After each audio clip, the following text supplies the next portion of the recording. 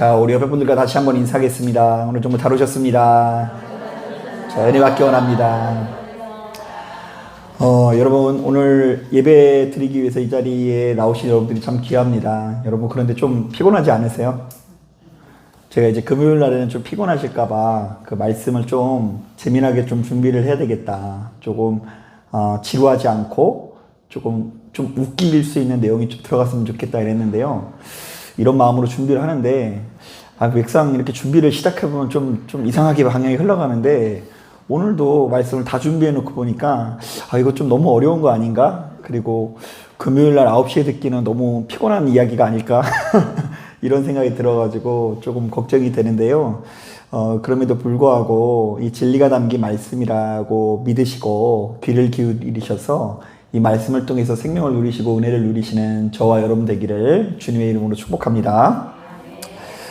자, 오늘 우리가 읽은 이 본문은 예수를 함정에 빠뜨리기 위해서 바리새인들과 헤롯 당원들이 함께 예수님을 찾아갔다라고 하는데요.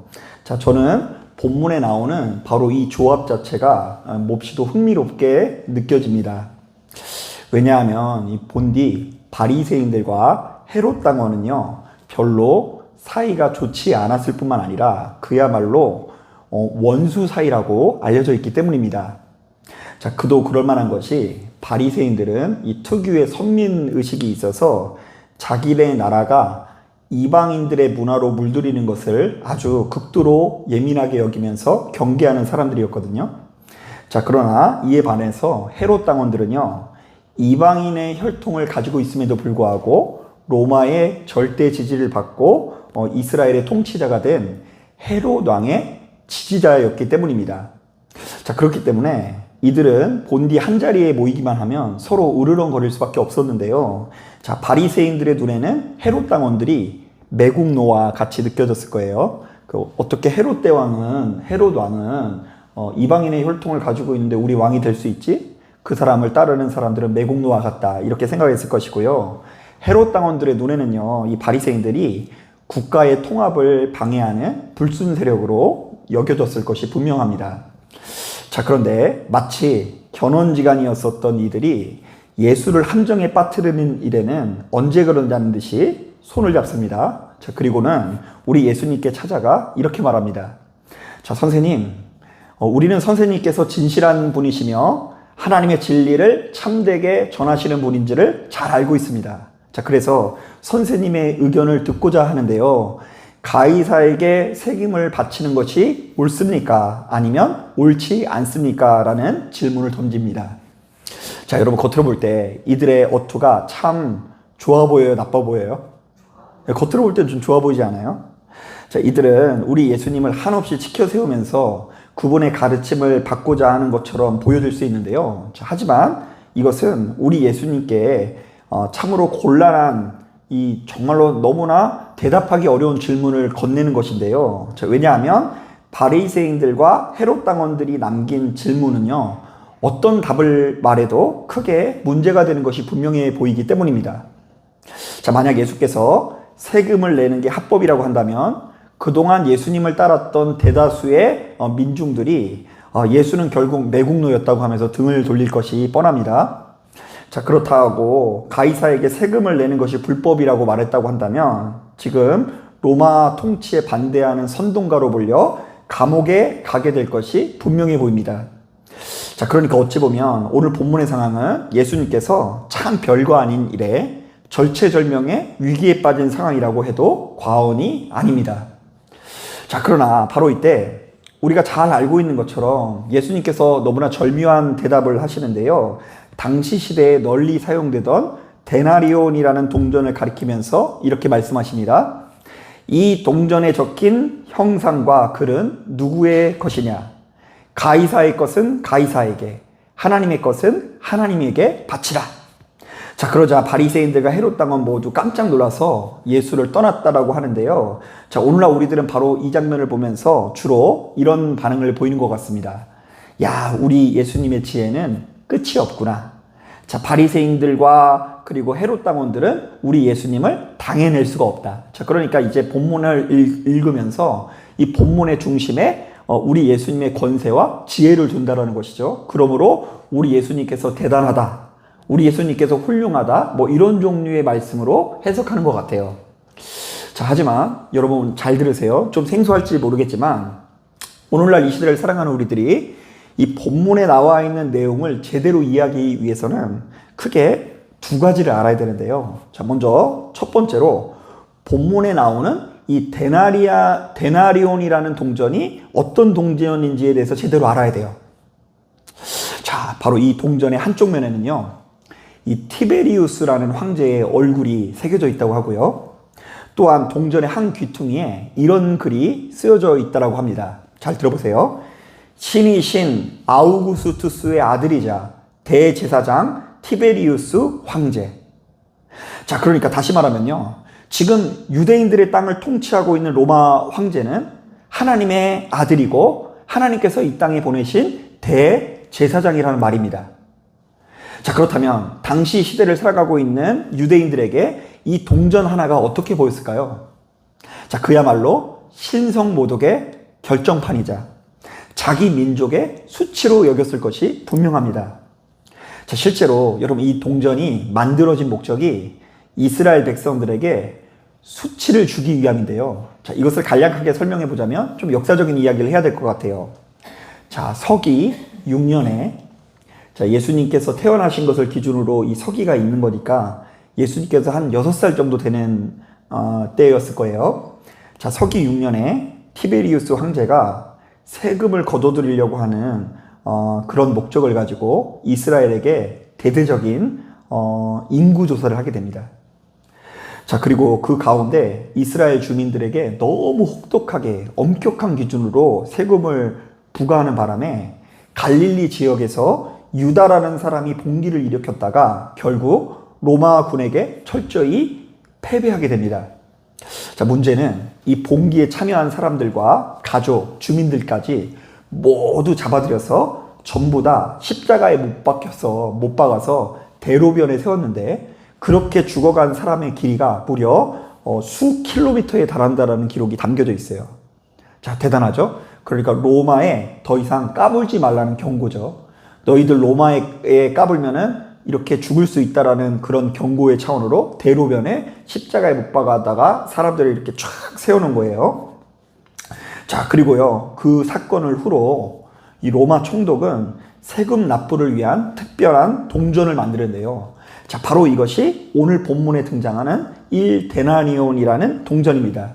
자, 그러니까 로마 제국은 아예 이스라엘 백성들에게 모멸감을 주려고 다시는 까불지 말라고, 니네가 믿고 있는 하나님은 참 별거 아니고 로마 황제가 진정한 하나님이라는 차원에서 이 동전을 만든 것입니다. 자, 그렇다 보니 신실한 유대인들에게 이 동전은 경약스러운 물건이 아닐 수 없습니다. 자, 그래서 성전만큼은 이 동전을 사용도 못하고 주머니에 넣지도 못하게 했을 정도입니다. 자, 헌금이나 성전세 같은 것들을 이 데나리온으로 드릴 수가 없어요. 아예 성전 입구에서 유대인들의 동전인 이 세겔로 환전을 하거나 헌물로 이제 성전에 바꿔가지고 들어오는 것이 철칙이었는데, 그럴 만한 것이요, 이 세겔이라는 것은 십계명에 가르친 대로 그 안에 동물이나 사람의 형상이 새겨지지 않기 때문에 정결한 돈으로 여겨졌고, 데나리온은 그 자체로 더러운 돈으로 여겨진 것이 사실이에요. 자, 그러니까 오늘날 우리들은 본문을 묵상하면서 데나리온이라는 돈이 이스라엘 입장에서는 너무나 혐오스럽고 기분 나쁜 물건이었다는 것을 좀 염두에 볼 필요가 있어요. 자, 이것이 첫 번째 염두에 둘 사항입니다. 자, 그런가 하면 두 번째로 또 한 가지 알아야 되는 것이 있는데, 이것도 좀 잘 들어보세요. 자, 이스라엘의 역사를 보면 기원전 160년경, 그러니까 예수님께서 이 땅에 태어나시기 160년 전에 시리아 사람들이 예루살렘을 침공해서 쑥대밭을 만든 사건이 있습니다. 자, 시리아는 안식일에는 이스라엘 사람들이 일하거나 싸울 수 없다라는 것을 알고 하필이면 언제 쳐들어왔을까요? 예, 안식일에 쳐들어옵니다. 자, 그래서 바로 그 안식일에 아무런 준비 없이 예배드리고 있는 이 이스라엘 백성들에게 쳐들어가서 예루살렘 성전에까지 따라가서 사람들을 죽이고 성전 기물을 모조리 파괴해버립니다. 그래서 이제 그때 이스라엘이 일단 한번 망했어요. 자, 그런데 바로 이때 마카비라는 사람이 일어나서, 이 마카비라는 말은 망치라는 뜻이에요. 자신들을 지배하는 이방 민족들에게 결사항전을 하다가 결국 승리해서 정말 오래간만에 이스라엘 백성들이 독립의 기쁨을 맛보게 됩니다. 그래서 이제 그냥 네이버에 마카비 전쟁, 마카비 혁명이라고 쳐보면 이 사항이 나와 있어요. 예수님이 태어나시기 160년 전에. 자, 그러자 이때부터 마카비는 이스라엘 안에서 엄청난 영웅이자 선지자이자 왕 대접을 받고요. 자, 그가 가르친 가르침들은 거의 성경처럼 여겨지게 됩니다. 그래서 실제로 그 유대교뿐만이 아니라 카톨릭에서도요, 이 마카비라는 사람이 남긴 마카베오서라는 것을요, 정경으로 사용하고 있어요. 오늘날 우리들은 생소하죠. 그래서 이제 카톨릭이랑 하나가 안 되는 거예요. 그래서 카톨릭은 이 마카베오라는 사람, 이 마카비라는 사람이 만든 마카베오라는 성경을 정경으로 인정합니다. 그들의 성경에 들어있어요. 자, 그런데 이 마카비의 유언을 저도 한번 읽어봤는데요. 굉장히 좀 은혜스러워요. 또 읽어보면 또 그게 구약 성경의 하나 종류처럼 크게 이질감은 없어요. 자, 그 어떤 것에도 굴하지 말고 하나님의 뜻을 따르라고 되어 있는데요. 자, 그런데 그가 마지막으로 남긴 유언의 내용을 보면 이런 내용이 담겨 있어요. 우리 다시 읽을 내용 아니니까 한 번만 따라해 볼게요. 한번 따라해 보겠습니다. 이방인이 준 것은 이방인에게 그대로 돌려주고 하나님이 주신 율법은 지키며 살라. 이때 그대로 돌려주라는 것은 복수하라는 얘기예요. 자, 이방인이 준 것은 이방인에게 그대로 복수해주고 하나님이 주신 율법은 지키며 살라. 자, 그러니까 바로 이것은 이스라엘 백성들이라고 한다면 누구나 알고 있는 하나님의 말씀이었는데요. 자, 바로 이 말씀을 알고 있었던 바리새인들과 헤롯 당원들이 가이사의 것은 가이사에게, 하나님의 것은 하나님께 바치라라는 이야기를 듣고 어떤 생각이 들었을까요? 아마도 제 생각에는요, 예수님의 이 말씀은 바리새인들과 헤롯 당원 모두에게 이렇게 들렸을 것입니다. 황제가 너희에게 행한 대로 어떻게 해주고요?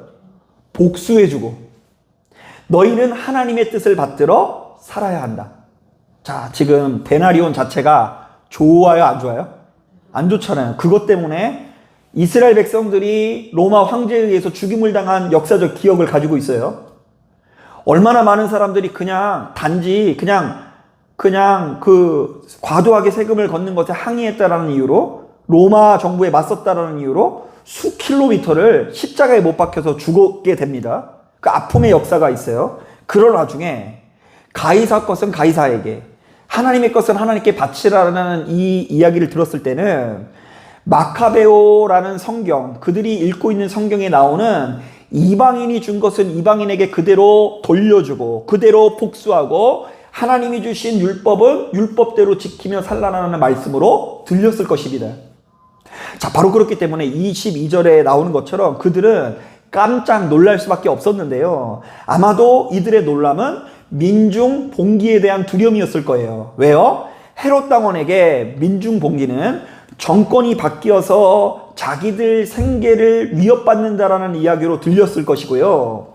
바리새인들에게는 그동안 손에 쥐고 있던 이스라엘 사회의 주도권을 예수에게 뺏긴다는 소리로 들려졌기 때문에, 그러니 이들은 본인들의 이득관계, 이해관계에 맞지 않는 이야기였기 때문에 깜짝 놀라서 예수님의 이야기를 듣고 돌아갈 수밖에 없었던 거예요.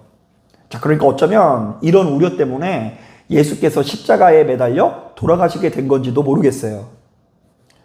자, 하지만 우리가 잘 알고 있는 것처럼 예수께서는요, 민중 봉기를 의도하지도 않으셨고요. 또한 마카비처럼 혁명을 일으킬 생각이 있으셨을까요? 없으셨을까요? 없으셨어요. 만약 그렇다고 한다면 많은 사람들이 모였을 때 그가 괜히 산으로 도망하여서 기도하실 필요가 없었겠죠. 자, 오병이어 사건 그거 일으킬 때 얼마나 좋아요? 수천 명의 사람들이 한 곳에 모였으니까 자, 이제 이대로 있지 말고 무기를 들라. 저들을 향해서 화살이라도 쏴라. 이렇게 했으면 그 사회가 뒤집어졌을지도 몰라요. 자, 그러나 예수께서 바로 그런 혁명의 자리, 선동의 순간에 앞장서지 않고 철저히 뒤로 물러나시는 것을 보게 됩니다. 또한 예수께서는요, 이방인에 스며든 이스라엘 백성들에게 스며든 이방인의 문화와 통치 세력을 제거하려는 마음을 가지고 계시지도 않았던 것 같아요. 자, 그는 도리어 세리와 이방인들과도 잘 어울리는 모습을 보이게 됩니다.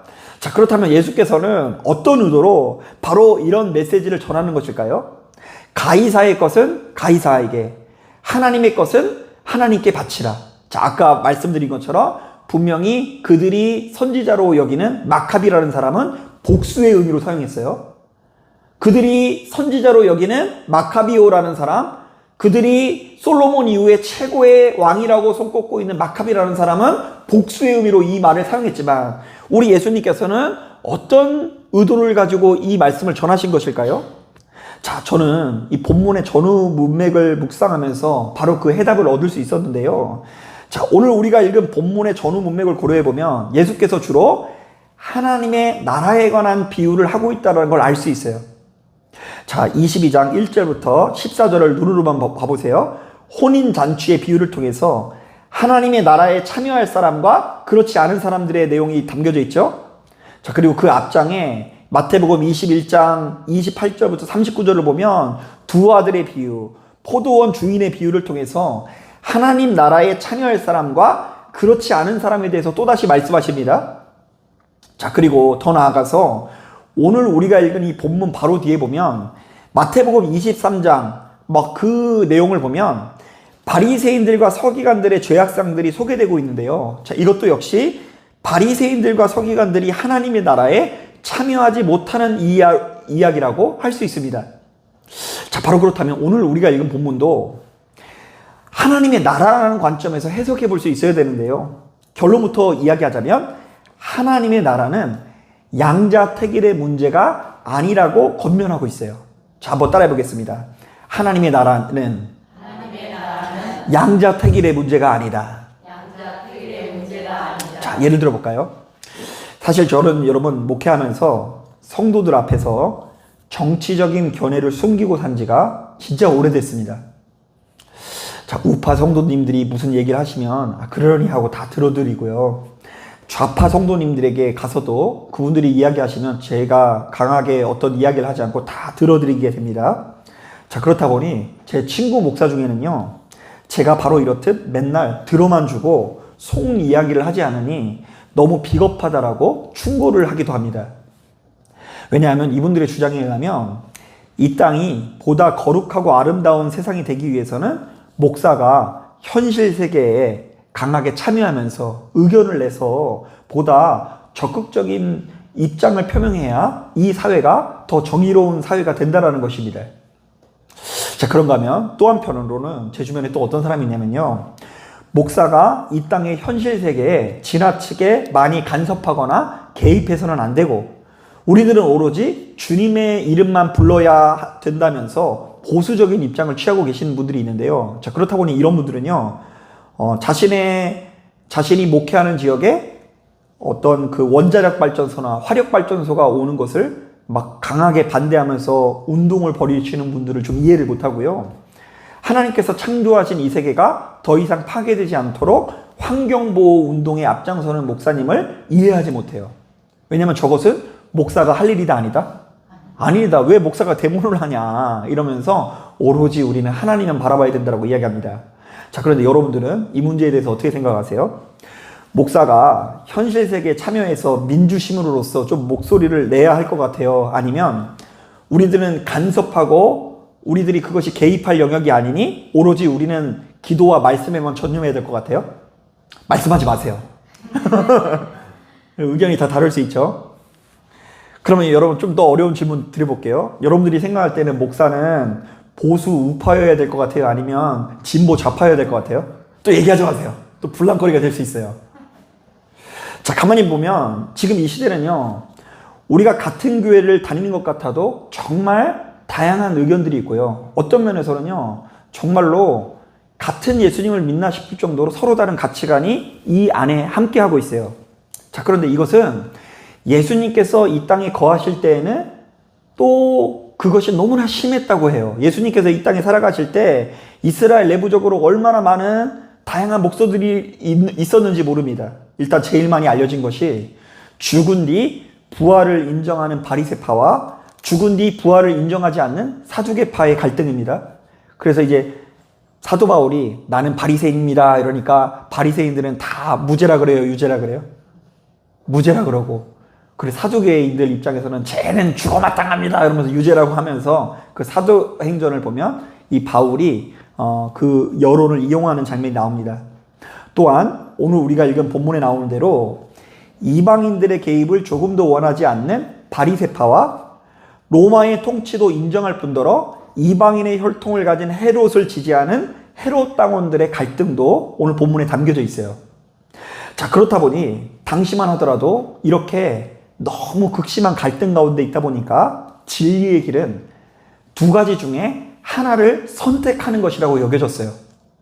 자, 이른바 내가 하나님의 백성이라면 사두개파나, 제가 발음이 좀 안 좋네요. 사두개파나 바리새파 중에 하나를 선택해야 된다거나, 바리새파나 헤롯 당원이 서로 대결을 해서 더 오른쪽에 우리가 하나를 선택해야지 구원을 받을 수 있다라고 여겼다는 거예요.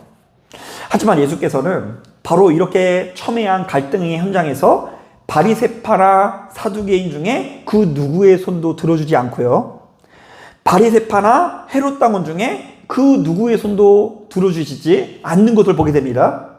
자, 그리고는 진즉부터 율법을 수호해던 이스라엘 백성이든 간에 가이사 황제를 따르고 있는 로마 시민이든 간에 동일하게 대우하시면서 말씀하시는 것입니다. 자, 가이사 것은 누구에게 드리라고요? 가이사에게. 하나님의 것은 또 누구에게요? 하나님에게 바쳐라. 자, 저는 바로 이 말씀이 이렇게 들립니다. 하나님의 품은 생각보다 넓고 위대하다. 바리새인이든 헤롯 당원이든 모두가 다 사실은 하나님의 통치 아래 가운데 있다. 이스라엘 백성이든 이방인이든 모두 다 하나님의 나라에 들어갈 수도 있고 들어가지 못할 수도 있다. 자, 그렇기 때문에 예수 믿는 우리들에게는 내가 지금 어디에 속해 있느냐보다 훨씬 더 중요한 문제가 있는데, 그것은 우리 주님께서 가르쳐 주신 새 계명, 즉 천국 시민이 가지고 있어야 하는 법도라는 것입니다.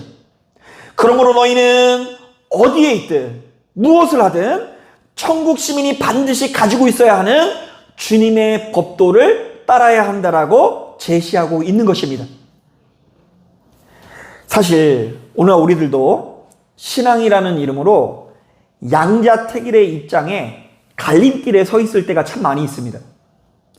이른바 옳은 길이 있고 그른 길이 있으면 당연히 선택할 수 있죠. 그런데 여기도 옳은 길이고 저기도 옳은 길이면 여러분 어디를 선택해야 될 것 같아요? 이게 너무 알쏭달쏭해서 제가 예를 들어볼까요? 자, 여러분 신앙을 가진 한 성도님이 고민에 빠졌습니다. 실제로 이런 고민을 많이 하세요. 자, 이분은 번화가에 꽤 큰 규모의 식당을 운영하시는데 그야말로 월세가 어마어마한 골목에 이렇게 장사를 하시는 분입니다. 자, 그런데 이분은 주일날 장사해서 거두는 수익이 전체 매출의 70%를 차지해요. 자, 그런데 교회를 갈 때마다 예수 믿는 우리들은 어떤 설교를 듣게 되죠? 주일날을 어떻게 해야 된다고요? 성수해야 된다. 목사님 왠지 주일 성수 안 하면 좀 째려보는 것 같지 않나요? 자, 그렇다 보니 이분은 두 가지 선택의 길목에서 큰 고민이 된 거예요. 아, 이거 어떻게 해야 되나 고민할 수 있죠. 주일날 매출의 70%를 거둔다니까요. 자, 그런가 하면 제가 이제 청년 목회할 때 이런 고민을 안고 있는 청년들 얘기 많이 들었어요. 여러분 취업을 하기 위해서는 이 학생들이 자격증이 필요하고 토익, 토플 점수가 필요하거든요. 그런데 자격증 시험도 그렇고 영어 토익, 토플 점수 그 시험도 그렇고 무슨 요일에 하는 줄 아세요? 주일이에요, 주일. 그런데 이 청년이 한 사람의 신실한 신앙인으로서 주일날 교회를 빠지고 시험을 보는 것에 대한 일종의 가책 비슷한 것이 있는 거예요. 자, 그렇다면 앞서 사업을 하고 있는 성도님도 그렇고 이 청년도 그렇고 양자택일의 입장에 서 있게 된 거죠. 이른바 옳고 그름이 분명하면 우리가 선택할 수 있는데 이것도 나름 다 이유가 있는 것 같고 저것도 이유가 있는 것 같이 느껴져요.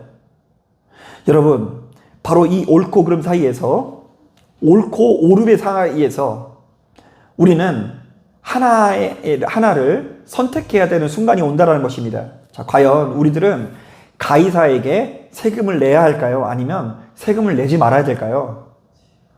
주일날 성실히 일터를 가꿔야 할까요? 아니면 망하더라도 주일 성수하는 삶을 살아야 되는 것일까요? 자, 그런데 예수 믿는 우리들은요, 말씀을 잘 보셔야 돼요. 예수께서는 바로 이런 상황 속에서 예수 믿는 우리들이 명확하게 어느 곳에 있어야 하는지에 대해서는 말씀하지 않으십니다. 다만 우리가 어느 곳에 있어야 하는지보다 예수 믿는 우리들이 어떤 원칙을 가지고 살아야 되는지에 대해서 말씀하시는데 한번 잘 찾아볼게요. 우리 37절부터 39절 말씀 같이 한번 읽어볼게요. 자, 바로 뒤에 나와 있는 말씀이에요. 자, 우리가 읽은 본문 바로 뒤에 보면 어떤 말씀이 있을까요? 37절부터 39절 말씀 우리 같이 한번 읽어보겠습니다. 자, 우리 같이 한번 22장 37절부터 39절 같이 한번 읽어봅니다. 시작. 예수께서 이르시되 내 마음을 다하고 목숨을 다하고 뜻을 다하여 주 너의 하나님을 사랑하라 하셨으니 이것이 크고 첫째 되는 계명이요 둘째도 그와 같으니 내 이웃을 내 자신과 같이 사랑하라 하셨으니 이 두 계명이 온 율법과 선지자의 강령이니라. 자, 사랑하는 여러분, 바로 이런 관점에서 예수 믿는 우리들은 하나님께서 얼마나 넓고 크신 분인지, 얼마나 위대한 분인지를 깨닫고 괜히 쓸데없는 것에 열을 올리지 않았으면 좋겠습니다. 바리새파가 옳은지, 헤롯 당원이 옳은지, 보수 우파가 옳은지, 진보 좌파가 옳은지 괜히 이런 것으로 열을 올릴 필요가 있어요, 없어요? 왜냐하면 진리는 양자택일의 문제가 때로는 아니기 때문에 그렇습니다. 자, 바로 이런 관점에서 예수 믿는 우리들에게는 지금 내가 어디에 속해 있느냐보다 훨씬 더 중요한 문제가 있는데, 그것은 주님께서 우리에게 가르쳐 주신 새 계명, 즉 천국 시민이 가지고 있어야 하는 법도입니다. 그러므로 우리는 어디에 있든 무엇을 하든 천국 시민이 반드시 가지고 있어야 되는 법도, 사랑의 가르침을 따르는 것이 그 무엇보다 중요한 핵심 과제라는 거예요. 자, 그런 관점에서 우리는 시간이 흐르면 흐를수록 하나님을 더욱 깊이 사랑하시고 우리 이웃을 더욱 아끼고 사랑하는 방향으로 우리의 인생을 설계해 나가야 돼요. 자, 그러니까 여러분, 주일 성수에도 사랑 없으면 망할 수밖에 없고요. 그리고 주일 성수를 하지 않을지라도 그 가운데 그가 누구의 사랑을 붙들고 있으면요, 하나님의 사랑을 붙들고 나아가면 그가 생명을 누릴 수 있는 길이 열려 있다는 걸 인정해 줘야 돼요. 여러분, 제가 일전에 한번 이런 얘기를 나눈 적이 있는데요. 어떤 교회가, 여성교회가 크게 시험에 들었다고 해요. 요즘에 이제 김장철 됐잖아요. 그죠?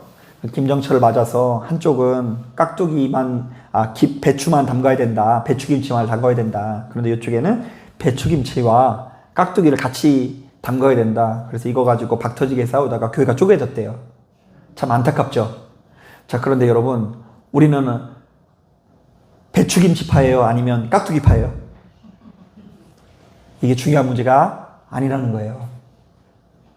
주어진 상황 가운데 지금 모든 만물을 아끼고 사랑하시는 하나님께서 지금 우리에게 뭐라고 말씀하실까?